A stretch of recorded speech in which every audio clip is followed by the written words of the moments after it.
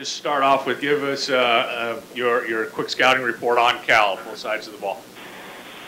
Obviously, run a 3-4 defense since Clancy Pendergast came in a year ago. Active, 4 real good linebackers. Create a lot of pressure on the quarterback. Some secondary guys that are skilled that came back from last year. Mark Anthony's back, Katusa's back, Steve Williams is back, guys that have played against us, and they're solid. On the offensive side of the ball, they have athletic quarterback, 2 outstanding receivers, and Marvin Jones and Keenan Allen. They're an I formation team, but they're multiple in what they do. 2 real good running backs. They're a balanced offense. So, there's a lot of familiarity. Once you're back in the league, we've played Cal, and they've had the same coach for the last couple of years, and they've played us, and we've had the same staff for the last couple of years. So we're pretty familiar with each other. Last season, there was that prolific drive at the end of the game at Cal. Can you tell us what you guys talked about when you were huddled up sort of on the sidelines, and about Oregon can sustain a drive for that period of time? Yeah, we just talked about running the clock out, in either scoring, because obviously what we were up to at the time, it would have given us, a 9-point lead, which would have made it a 2-score game, or not giving the ball back. So we just said, hey, we got to buckle down and let's go. You talk about being familiar with Cal. Obviously, Maynard is kind of one unknown, or guy you haven't seen. Pretty good sense of what he can do. And no, and that's a good point. And not until you see him in person and kind of getting an understanding of who he is and what he's done. We've got 4 games of them, just like they have 4 games of us. We've had a chance to scout them, in the Colorado and the Washington and Presbyterian and the Fresno games, so you can kind of see where they are. But they're running similar things to what Coach Tedford's offense has run in the past, so it's not like they've drastically changed. Hey, they got a new quarterback and they're running wishbone. They're still pretty much what you expect out of a Cal football team. Very well coached, very skilled in the offensive line. A lot of those offensive linemen have been around. Seem like they've been around for a while. Summers, Gavin, and Schwartz, and those guys have been around for a long, long time. So we expect the same type of Cal attack. Obviously, it gets tailored depending on who your quarterback is, but you can't get a real assessment till you're trying to see those guys in person. So. Cal last year is one of the very few teams who was able to kind of slow your offense down. Other than that 3-4, do they do anything unique defensively? No, they I've said this before. They executed, and they were very well coached, and they did it for most of that game. They did a better job than us executing. That's what this game comes down to. It doesn't matter if it whoever your opponent is. It's the players are they executing and doing what what the game plan is that's been implemented that week between both coaching staffs. I think our job as coaches is to put our guys in position to make plays, and then get out of the way and let them make plays. And those guys made some real good plays on defense, and you got to give them credit. So it was for most of that game, they out executed us from an offensive standpoint. So. Warren. Coach, 2 good receivers on Cal. What kind of stress will they put on your secondary?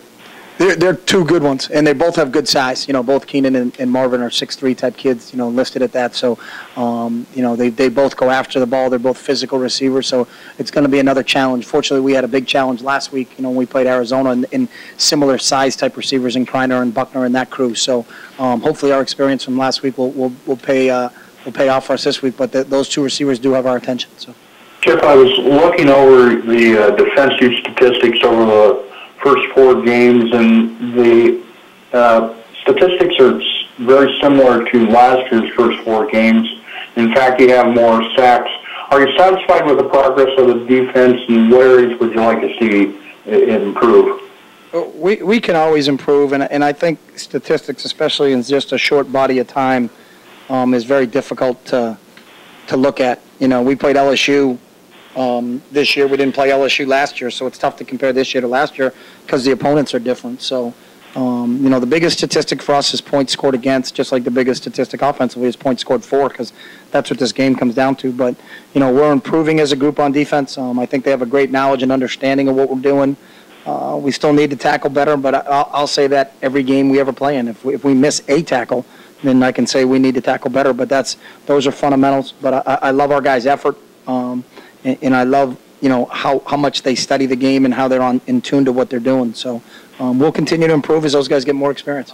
Kenyon back, obviously had a nice game against Arizona. What's the challenge and the opportunity, I guess, when you've got so many versatile guys in the backfield now, and you've seen what DeAnthony can do. He took kind of a backseat against Arizona, but as an offensive coach, what's the challenge, and I guess how exciting is that to be able to have that many weapons?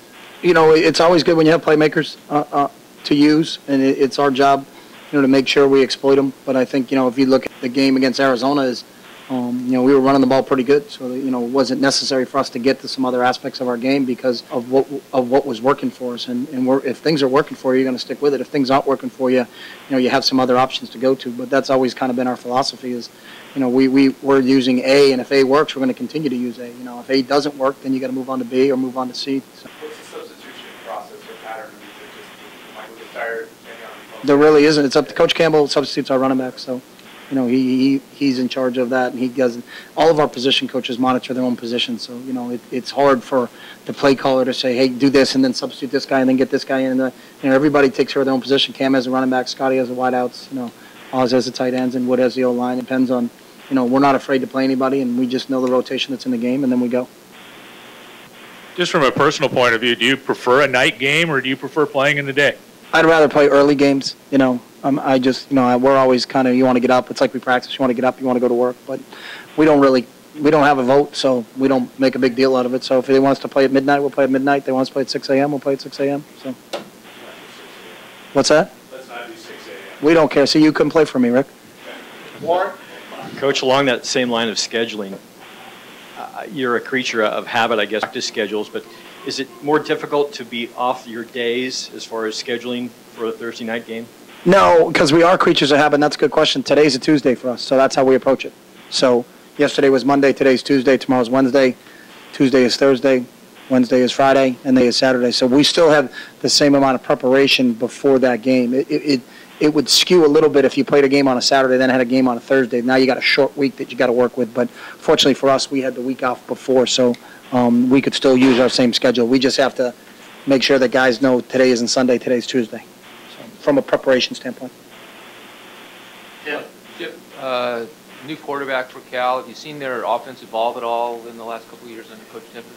It's similar. I think they asked the question earlier, Ken, but, a Jeff Tedford offense is a Jeff Tedford offense, I think. They're very multiple in what they do. They try to be balanced in running and throwing. They try to exploit, try to find the weak, what you have defensively and try to exploit them.